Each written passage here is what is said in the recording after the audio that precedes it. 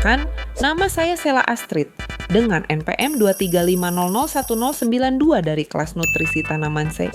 Pada video ini saya akan menjelaskan tentang mekanisme pergerakan hara pada tanaman yang meliputi aliran massa, difusi, dan intersepsi akar. Yuk, kita pelajari bersama bagaimana ketiga proses ini membantu tanaman mendapatkan unsur hara dari tanah. Pernah kepikiran nggak gimana caranya akar tanaman bisa dapat nutrisi dari tanah? Soalnya, akar itu kan nggak bisa jalan atau cari makan sendiri. Nah, ternyata unsur hara di tanahlah yang bergerak menuju akar lewat beberapa cara alami. Ada 3 mekanisme utama yang bikin itu terjadi, yaitu aliran massa, difusi, dan intersepsi akar. Yuk, kita bahas satu-satu. Kita mulai dari aliran massa. Bayangin waktu kamu siram tanaman. Air meresap ke dalam tanah, lalu bergerak ke arah akar. Nah, di dalam air itu ada berbagai unsur hara terlarut, misalnya nitrat, kalsium, atau magnesium. Jadi, waktu airnya bergerak, unsur-unsur itu ikut terbawa menuju akar. Mekanisme ini penting banget, terutama buat unsur hara yang mudah larut dalam air.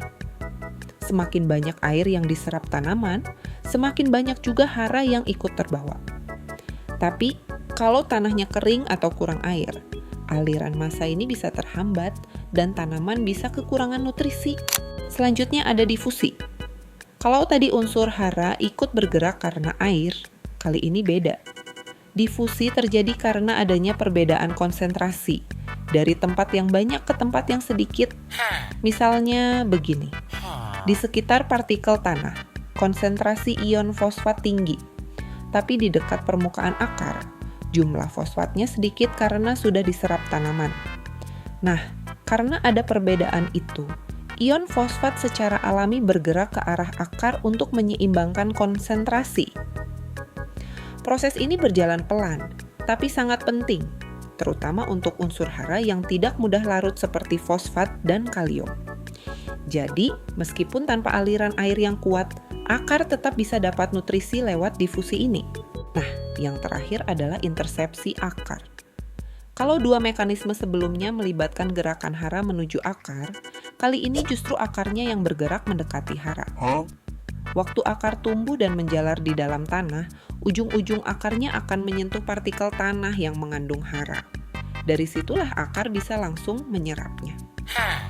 Jumlah hara yang diperoleh lewat intersepsi memang nggak sebanyak lewat aliran massa atau difusi, tapi mekanisme ini tetap penting, apalagi di tanah yang padat, di mana pergerakan hara terbatas. Jadi, ketiga mekanisme ini, aliran massa, difusi, dan intersepsi akar, saling melengkapi satu sama lain. Air membantu membawa hara yang larut, difusi memastikan keseimbangan konsentrasi, dan pertumbuhan akar membuat tanaman bisa menjangkau sumber hara baru. Semua proses itu bekerja terus-menerus, bahkan tanpa kita sadari. Nah, sekarang kamu udah tahu, ternyata di bawah tanah pun ada sistem rumit yang bikin tanaman bisa tumbuh subur.